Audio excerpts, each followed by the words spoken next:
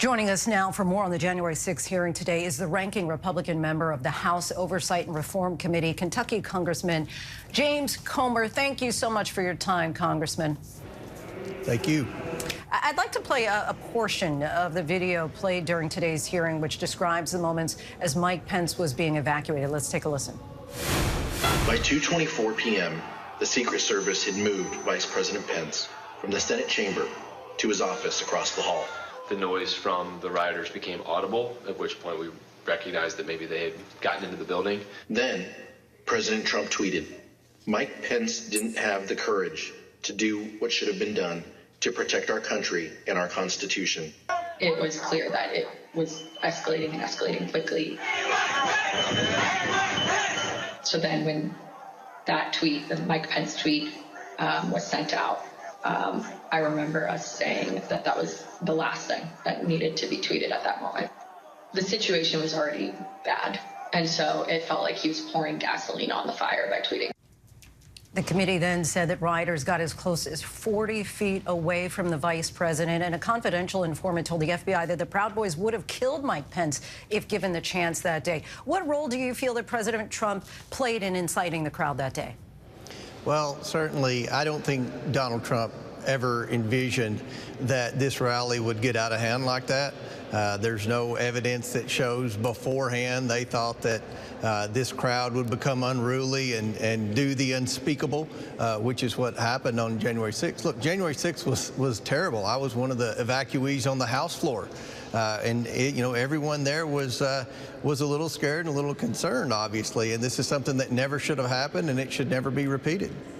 You saw that tweet, though, and the crowd's response to it. Do you think that the president was, as they describe in the video there, pouring gasoline on the fire, as his former deputy press secretary described?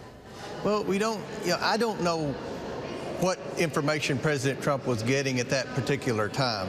The information coming in was sketchy in the very beginning. Now, once the rioters came into the Capitol, then I think everyone was tuned in and knew what was going on. But a president's always shielding from a lot of current information. So I don't know what information the president had at the time that he made that tweet.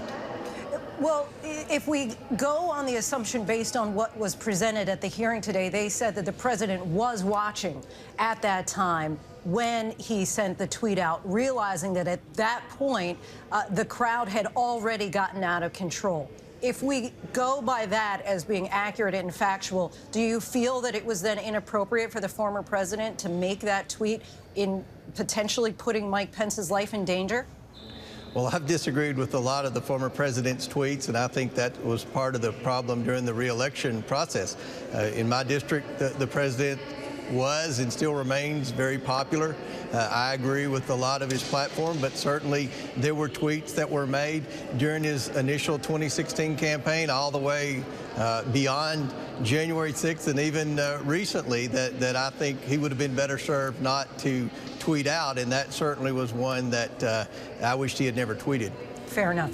Today's hearing, as you know, focused on the effort by former President Trump and his legal team to convince Mike Pence to try and exercise his power to overturn the election. Take a listen to the vice president speaking about this. And I heard this week that President Trump said I had the right to overturn the election. But President Trump is wrong. I had no right to overturn the election. The presidency belongs to the American people and the American people alone. And frankly, there is no idea more un-American than the notion that any one person could choose the American president.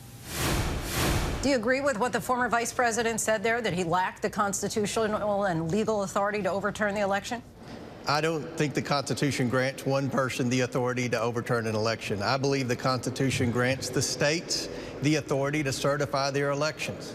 And once the states certify the elections, then it comes to the Electoral College and to the U.S. Congress. So when we were presented on January 6th with whether or not to certify the election, I based my vote on the fact that all 50 states had certified their elections. The states had the opportunity to go back and have recounts. They had opportunities to go back and question the validity of the elections, and for whatever reason, they did not. So I based my decision not on who I supported, because I voted for Donald Trump. I certainly didn't vote for Joe Biden. But on January the 6th, I voted to certify because I believe in states' rights, and I believe that all 50 states certified their election. So at that point, I think Congress, our role is to go along with the wishes of the 50 states. Have you been following the hearings, and anything that has come out that has surprised you? Well, I don't think there's anything that's come out that we didn't already know. You know, January 6th was a terrible day in the history of America. It should never have happened. And I hope that it never happens again. And I'm going to do everything in my ability as a member of Congress to see that it doesn't happen again. Hopefully we can someday come together in Congress. We're a long way from that day, but hopefully someday we can come together and try to enact more bipartisanship and have more compromise. Congressman, thank you so much for your time. I appreciate it. Thank you for having me on. Hi, everyone. George Stephanopoulos here. Thanks for checking out the ABC News YouTube channel. If you'd like to get more videos, show highlights, and watch live event coverage, click on the right over here to subscribe to our channel. And don't forget to download the ABC News app for breaking news alerts. Thanks for watching.